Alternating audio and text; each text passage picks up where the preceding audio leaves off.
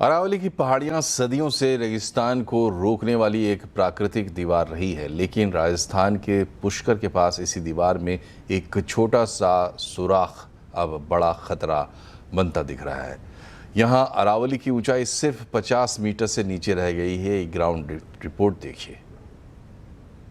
अरावली की पहाड़ियां हैं, वहीं से एक तरह से फर्स्ट लाइन ऑफ डिफेंस है, जहां से रेगिस्तान को रोकती है आगे बढ़ने से। रेगिस्तान जो आधे राजस्थान के बाद में अरावली के इसी रेंज में यहाँ पर रुकता है। उसके बाद में आगे अरावली रेंज शुरू होती है जो दिल्ली तक जाती है।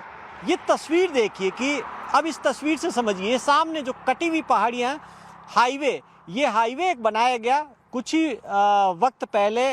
इसको जयपुर के लिए सीधा हाईवे निकाला गया जो बीकानेर को जयपुर से कनेक्ट करता है। इसके लिए इस पहाड़ी को काटा गया। ये अरावली की पहाड़ियाँ जिसको काटा गया, इसकी हाइट देखेंगे आप तो ये 50 मीटर से भी नीचे है, लेकिन अरावली की पहाड़ी है। अब देखिए कि काट कर हाईवे बनाया गया।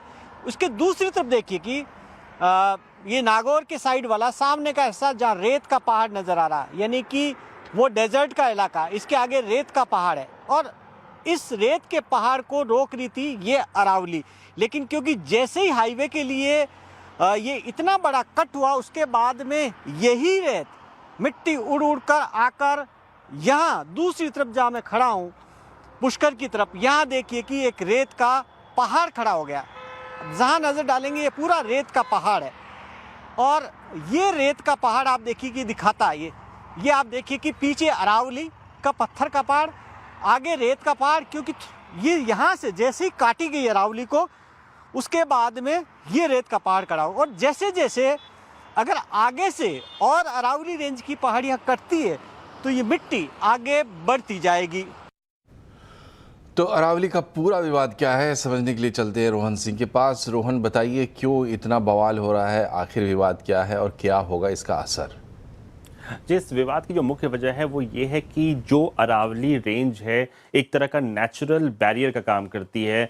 करीब 700 किलोमीटर लंबी है। अगर आप देखें दिल्ली से शुरू होकर हरियाणा, फिर राजस्थान, यहाँ तक कि गुजरात तक पहुँचती है। और इस पूरे रीजन के लिए कितना इम्पोर्टेंट है क्योंकि जो थार रेगिस्तान है वहाँ से जो हवाएं आती हैं उनको रोकने का एक खास काम करती है। गर्म हवाओं को रोकने का काम, जो रेतीली हवाएं हैं उनको रोकने का काम तो करती हैं। साथ ही इस पूरे क्षेत्र के लिए वाटर रिजर्वॉयर का भी काम करती है क्योंकि ग्राउंड वाटर को वो एक तरह से रोकती हैं। तो इस अगर अरावली ना रहे तो इस पूरे क्षेत्र का जो वाटर लेवल है वो काफ़ी नीचा चला जाएगा। तो इसलिए इसको लेकर इतना ज़्यादा विवाद हो रहा है क्योंकि इसकी जो मुख्य में वजह है वो है हाल में सुप्रीम कोर्ट का एक फैसला, जिसमें उन्होंने एक सरकार की बनाई हुई कमेटी में अरावली की जो डेफिनेशन है उसे स्वीकार कर लिया। अब इस कमेटी ने जो डेफिनेशन दी थी अरावली की वो ये थी मोटा मोटी कि जो आसपास की ज़मीन है उससे 100 मीटर की ऊंचाई पर जो पहाड़ होंगे उन्हें ही, या उससे ज़्यादा की जो पहाड़ होंगे उन्हें ही अरावली माना जाएगा। जो छोटे मोटे पहाड़ हैं जो 100 मीटर से कम के हैं उन्हें हम अरावली नहीं मानेंगे।